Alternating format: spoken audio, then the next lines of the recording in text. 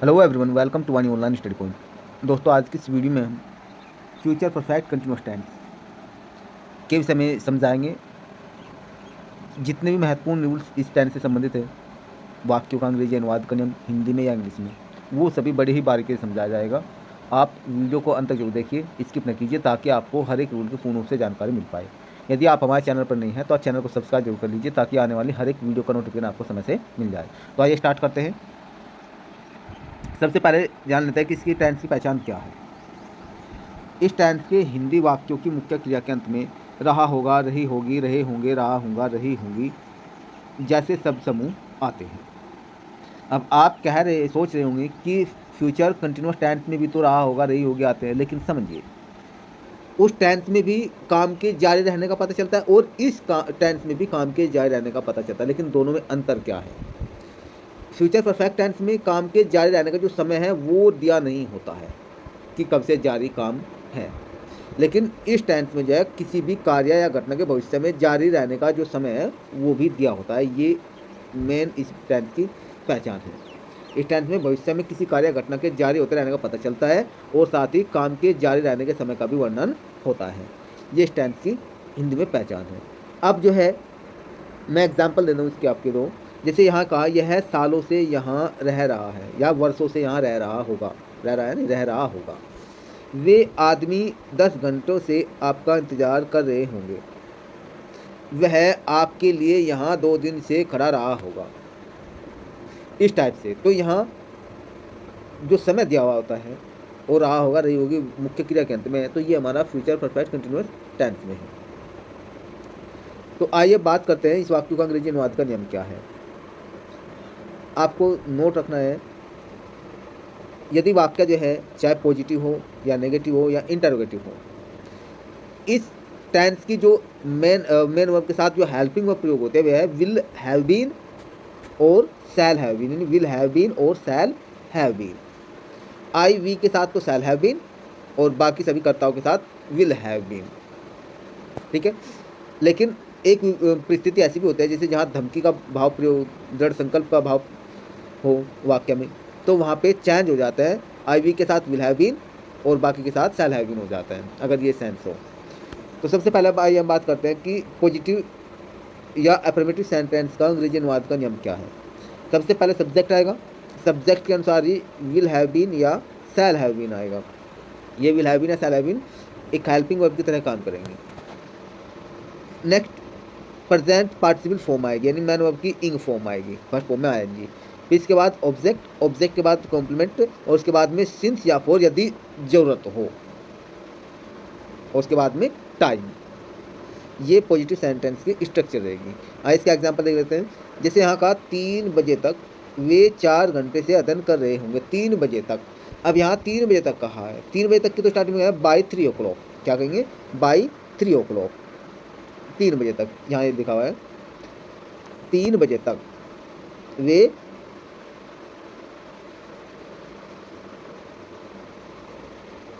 4 घंटे तक अध्ययन कर रहे होंगे। 3 बजे तक की तो क्या अंग्रेजी हो जाएगी, बाई 3 o'clock। फिर वे की अंग्रेजी दे के साथ क्या आ जाएगा, विल हैव बी। फिर स्टडीइंग, अध्ययन कर रहे होंगे। 4 घंटों से, अनिश्चित समय है, अनिश्चित समय के लिए 4 आएगा और फिर 4 आवर्स, यानी जो निश्चित समय है उसके लिए सिंस का प्रयोग करेंगे और अनिश्चित समय के लिए 4 का प्रयोग करेंगे। और अनिश्चित समय कौन सा है और निश्चित समय कौन सा है, ये हम इससे पूर्व वीडियो में भी आपको समझा चुके हैं। नेक्स्ट है, गर्मियों के अंत तक मैं 5 महीने से धन बचा रहा हूँगा। गर्मियों के अंत तक तो क्या कहेंगे, by the end of the summer, गर्मियों के अंत तक। फिर आई शैल हैव बीन, बचाने की अंग्रेजी सेविंग, क्या, धन, मनी, फॉर 5 months, ये इसकी अंग्रेजी हो जाएगी। सबसे पहले कहीं की अंग्रेजी, गर्मियों के अंत तक, by the end of the summer, ठीक है। फिर इसके बाद में मैं की अंग्रेजी आई के साथ शैल हैव बीन आ जाएगा। फिर बचा रहा की फॉर्म सेविंग आ जाएगी। फिर धन की अंग्रेजी मनी। फिर 5 महीनों से 4 5 months, तो इस तरह से अनुवाद करेंगे। नेक्स्ट है, उनकी दौड़ खत्म होने तक आपके भाई 2 घंटे से दौड़ रहे होंगे। अब समय दिया है उनकी दौड़ खत्म होने तक। ऐसी कंडीशन में आपको ध्यान रखना है, 2 काम हो रहे हैं देखिए यहाँ पे, दौड़ खत्म होना और आपके भाई 2 घंटे से दौड़ रहे होंगे, उनकी दौड़ उनकी अलग है सब्जेक्ट में यहाँ, और आप ये सब्जेक्ट अलग है। तो ऐसी कंडीशन में जो पहला ये दिया हुआ है जिस पे डिपेंडेंट है यहाँ पे, उनकी दौड़ खत्म होने तक, यहाँ क्या कहेंगे, बाय द टाइम यानी समय तक, दे फिनिश वे समाप्त करते हैं, द रेस दौड़, तो ये प्रेजेंट टेंस से बनाएंगे, by the time they finish the race. फिर आगे लिखेंगे योर ब्रदर्स आपके भाई विल हैव बीन फिर दौड़ रहे होंगे, रनिंग फॉर 2 आवर्स, इस तरह से अंग्रेजी अनुवाद करेंगे। नेक्स्ट है उसके सेवानिवृत्त होने तक उसके पिता 45 वर्ष से काम कर रहे होंगे। अब उसके सेवानिवृत्त होने तक, यहाँ ये तो प्रेजेंट टेंस से बनेगा यानी बाय द टाइम ऐसे कहेंगे, फिर उसके पिता 45 वर्ष से काम कर रहे होंगे, ये फ्यूचर परफेक्ट कंटिन्यूअस टेंस से बनेगा। तो क्या कहेंगे, बाय द टाइम यानी समय तक, सी रिटायर्स अगर पुरुष है तो ही रिटायर्स, वह रिटायर्स होता है यानी सेवानिवृत्त होता है, लड़की कहेंगे तो सेवानिवृत्त होती है। तो यहाँ इसकी एक सेंस क्या होगी, उसके रिटायर होने तक या उसके सेवानिवृत्त होने तक। हर फादर उसके पिता विल हैव बीन वर्किंग काम करते रहे होंगे फॉर 45 ईयर 45 वर्षों से, इस तरह से अंग्रेजी अनुवाद करेंगे। आइए अब नेगेटिव सेंटेंस का रूल देख लेते हैं कि नेगेटिव सेंटेंस को कैसे ट्रांसलेट करेंगे। सबसे पहले सब्जेक्ट आएगा, सब्जेक्ट के तुरंत बाद जो है विल या शैल आएगी सब्जेक्ट के अनुसार, फिर नोट आएगा विल या शैल के बाद में, उसके बाद में हैव बीन आएगा, क्या आएगा, हैव बीन, फिर मैन वर्ब की इंग फॉर्म यानी present participle form, man verb की फर्स्ट फॉर्म में आईएनजी, ऑब्जेक्ट कॉम्प्लीमेंट, और उसके बाद में सिंस या फॉर यदि वाक्य में दिया हुआ है, ठीक है, और उसके बाद फिर टाइम। जैसे एग्जांपल है, आरती सोमवार से ऑफिस नहीं जा रही होगी। सबसे पहले आरती की अंग्रेजी आरती, आरती के साथ क्या आएगा, फिर विल, फिर नोट, फिर हैव बीन आएगा, फिर जाने की फॉर्म गोइंग, कहाँ, टू दी ऑफिस, ऑफिस में, कहाँ यानी सोमवार से, तो सिंस यहाँ ये ट्यूजडे नहीं, यहाँ ये मंडे होना था,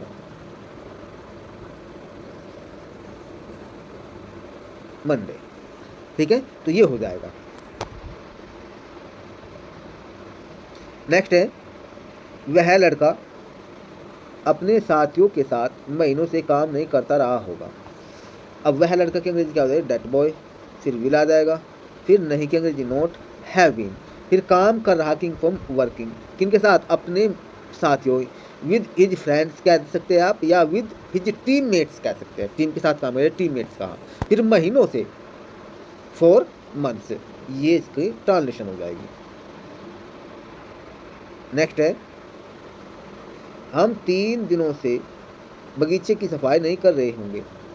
सबसे पहले हम की अंग्रेजी वी, फिर इसके साथ सैल, नहीं की अंग्रेजी नोट, फिर हैव बीन आएगा, फिर सफाई करने की फॉर्म में आएगा क्या, क्लीनिंग द गार्डन, फिर 3 दिनों से, 3 डेज 3 दिनों से, ये अंग्रेजी हो जाएगी।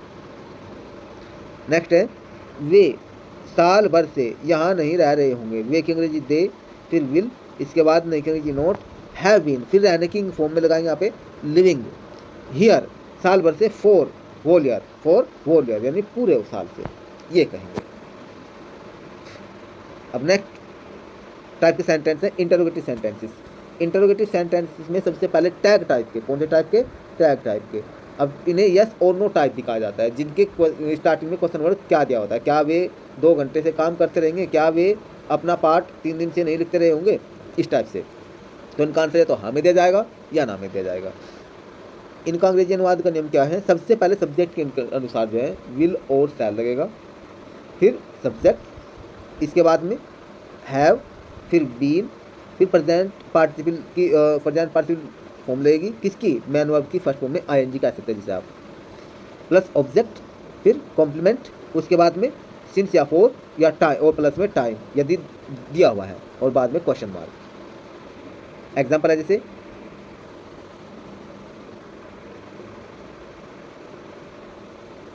क्या मैं 5 वर्षों से दुनिया भर में यात्रा करता रहूँगा, ये कहा यहाँ पे, ता रहूँगा भी इसमें आएगा क्योंकि जारी रहने का काम शो कर रहा है यहाँ पे। तो स्टार्ट में क्या आ जाएगा, यहाँ पे आई के अनुसार तो जो है यहाँ पे क्या होगा, सैल, क्या होगा, सेल, ये करेक्ट कर लेना, सेल। फिर इसके बाद मैं की अंग्रेजी आई, फिर हैव बीन, फिर यात्रा करना ट्रैवलिंग, दुनिया भर में, अराउंड द वर्ल्ड, दुनिया भर में। फिर 5 वर्षों से, 4-5 ईयर्स, 5 वर्षों से, तो ये हो जाएगा। यहाँ से सही कर लेना, ये डबल एल कर लेना, ट्रैवलिंग, TRAVELLING, ट्रैवलिंग कर लेना, ठीक है। नेक्स्ट, क्या आप घंटे से समीकरण हल कर रहे होंगे? क्या आप घंटे से समीकरण हल कर रहे होंगे? अब घंटे से यानी ये दिया हुआ है, समय भी दिया हुआ है, तो ऐसे कंडीशन में क्या हो जाएगा, विल आ जाएगा स्टार्टिंग में, फिर यू, फिर हैव बीन, हल करने की फॉर्म यहाँ क्या आ जाएगी, सॉल्विंग द इक्वेशन, क्या पढ़ेंगे, the equation for an hour, घंटे से, ये अनुवाद हो जाएगा। नेक्स्ट है, क्या वे इस महीने के अंत तक छुट्टियों का आनंद ले रहे होंगे?